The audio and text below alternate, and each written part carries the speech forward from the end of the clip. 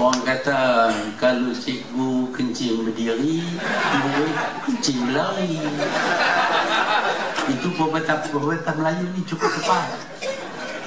Bila dia bagi duit ke orang lah ni, Malaysia dikenali dalam antarabangsa sebagai satu daripada 10 negara-negara yang korup dalam dunia. 10 negara yang terkorup sekali, terlibat dengan rasuah sekali ialah Malaysia.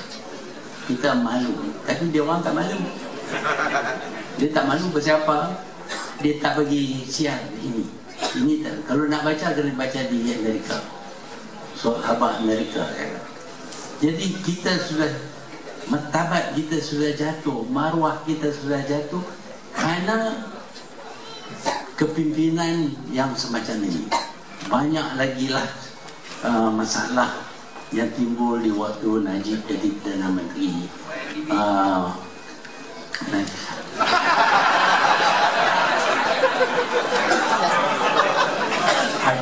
Ada ahli keluarga yang beli cincin harga 25 juta,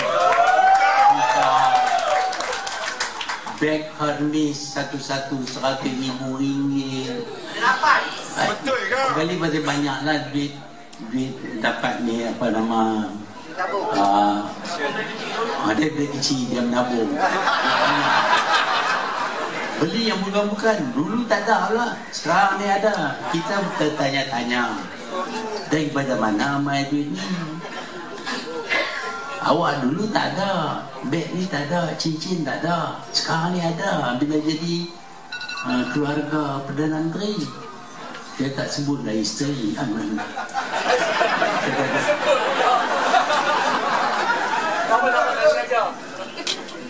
Ini semua menimbul perasaan marah daripada orang rakyat. Dia bahasa ini bukan cara Perdana Menteri.